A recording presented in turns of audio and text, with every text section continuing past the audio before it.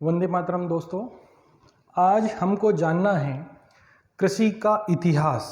यानी कि कृषि का इतिहास क्या रहा है, कैसे हमने एग्रीकल्चर को सीखा है और कब से एग्रीकल्चर जो है हमारा आगे या बढ़ता आ रहा है या हम उसे करते आ रहे हैं। तो जाइए जानते हैं हम कृषि के इतिहास के बारे में कि कृषि मानव जाति का प्राचीनतम व्यवसाय है। यानी कि आज से नहीं, कई हजारों लाखों साल पहले से हम कृषि से हमारा क्या रहा है, संबंध रहा है। इस संबंध का जो प्रमाण था, जैसे जैसे सभ्यता और संस्कृति के समांतर, सभ्यता एवं संस्कृति के समांतर रहा है। मानव जाति के इतिहास में जैसे जैसे विज्ञान और तकनीकी का विकास हुआ, ठीक उसी प्रकार हमारे एग्रीकल्चर में भी क्या हुआ, विकास हुआ। तो यानी कि आज से नहीं, हम लाखों वर्ष पहले से ही हमारे एग्रीकल्चर से क्या रहे हैं, संबंध रहे हैं। क्योंकि मानव को खाने के लिए कुछ ना कुछ चाहिए, इसलिए हम आज से नहीं, कहीं लाखों वर्ष पहले जो है कृषि से जुड़े हुए हैं। तो आइए और हम समझते हैं इसको पूरा क्लियर तरीके से कि हम जो कृषि से जुड़े हुए हैं तो लाखों वर्ष पहले हम कैसे कैसे जो है हमने क्या क्या एग्रीकल्चर में शुरू किया। तो हम जानते हैं कि भाई आदि मानव से मानव बने, हम ही बने, है ना, हम ही मानव बने। अब ये मानव बनते बनते जैसे जैसे क्या हुआ भाई, इंसान का विकास होता गया, परिवर्तित हो, जैसे जैसे उसके अंदर ज्ञान की वृद्धि हुई, वैसे वैसे उसने एग्रीकल्चर को भी क्या करा, डेवलप करना शुरू करा।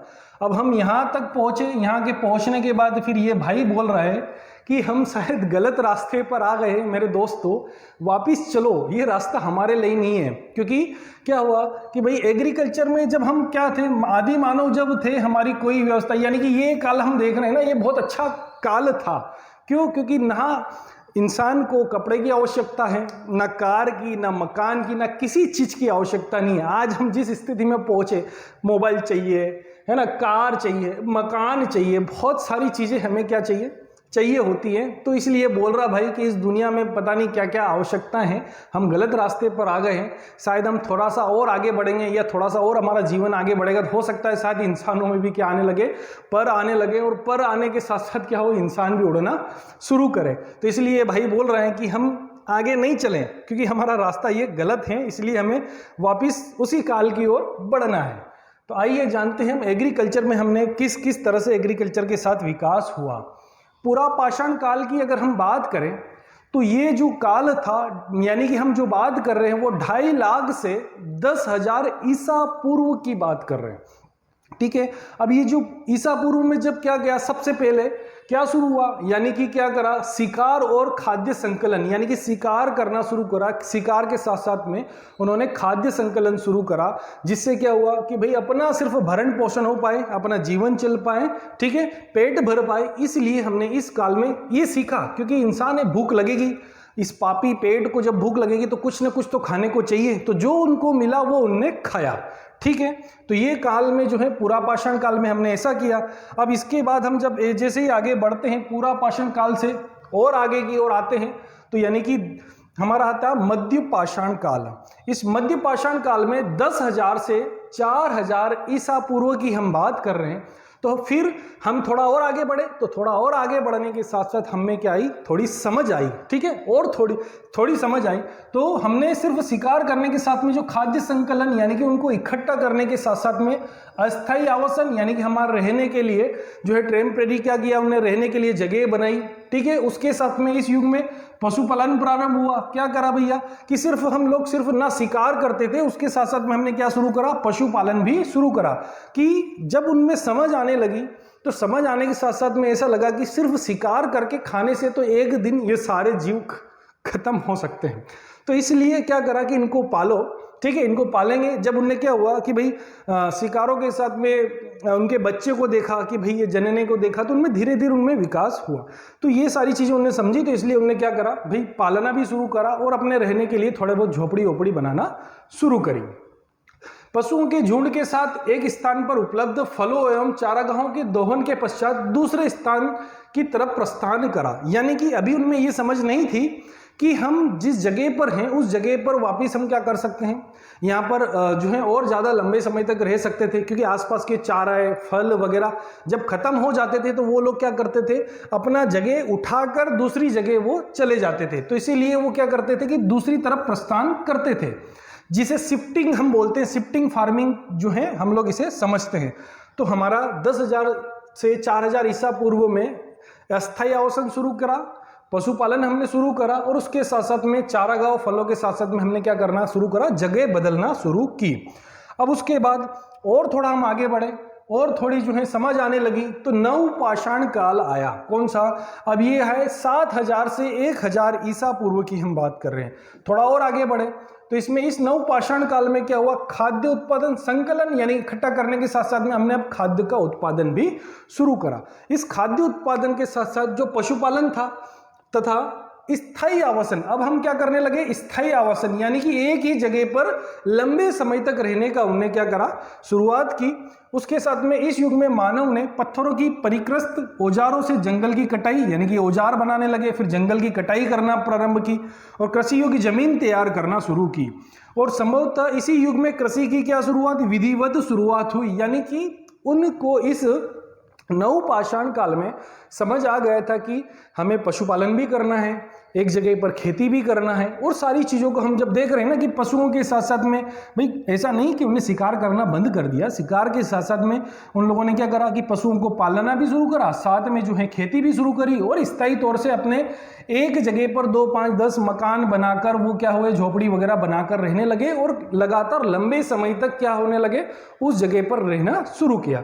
तो जब ऐसा किया तो उन्हें वो जो काल था वो था नवपाषाण काल। अब हम नवपाषाण काल से और थोड़ा आगे बढ़े और थोड़ी ज्यादा समझ आई, तो समझ आने के साथ साथ में क्या हुआ, धातु युग शुरू हुआ। ठीक है, मेटल एज शुरू हुआ। तो ये मेटल एज जो था वो था 1800 से लेकर 800 ईसा पूर्व की हम बात कर रहे हैं। अब इसमें क्या हुआ कि धातु युग में यानी कि धातु की शुरुआत हुई, ताम्र युग भी इसे कहा जाता है। अब इसमें नदी घाटी सभ्यता यानी कि रिवर वैली सिविलाइजेशन का विकास विभिन्न नदियों के किनारे प्रारंभ हुआ, यानी कि ज्यादातर नदियों के किनारे रहना शुरू हुआ, वहां पर बांध वगैरह बनाना, भाई सिंचाई की व्यवस्थाएं करना, ये सारी चीजें। तो किनारे युग, इस युग में नदी घाटी सभ्यताओं से जो साक्ष्य मिले वो फसल उत्पादन तथा पशुपालन की स्पष्ट पुष्टि करते थे। यानी कि हम अगर वहां जो साक्ष्य नदी घाटी परिचय नदी के किनारे जो साक्ष्य मिल रहे हैं उससे हमें स्पष्ट हो रहा है कि कृषि आज से नहीं, हम कई हजार लाखों वर्ष पहले से करते आ रहे हैं, और इसके साथ हमारा बहुत गहरा संबंध रहा है। संबंध इसलिए रहा है क्योंकि करेंगे क्या, अगर कृषि नहीं करेंगे तो पेट काई से भरा जाएगा। तो इसलिए आज से नहीं कहीं, है ना, जैसी समझ थी वैसी कृषि उन लोगों ने की। अब उसके बाद जैसे खाद्यान्नों का उत्पादन किया, ठीक है, ये भी है। इस युग में गाय, भैंस, सुअर, घोड़े, गधों का पालना जाता था, यानी कि इनको भी क्या हुआ कि कुछ पहले भेड़ बकरी पालन शुरू किया, बकरी पालन के साथ साथ में फिर उन्हें अन्य पशुओं को भी क्या करा, पालना शुरू करा। तो ये जो काल था हमारा कौन सा था, धातु युग में हम आ गए, यानी कि जैसे ही मेटल से वो कई प्रकार के औजार वगैरह बनाना उन्होंने शुरू करा। ठीक है, उन्होंने क्या, वो तो हम भी थे, क्योंकि अगर हम बैक साइड जाते हैं हमारे पूर्वजों की ओर बढ़ते तो यही हमारे पूर्वज थे, है ना।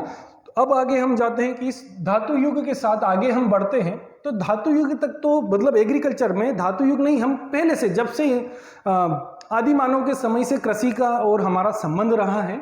तो यानी कि अब जैसे जैसे समझ बढ़ती गई, अब तो बहुत खैर हमारे जरूरत से ज़्यादा समझ इंसानों में आने लगी है।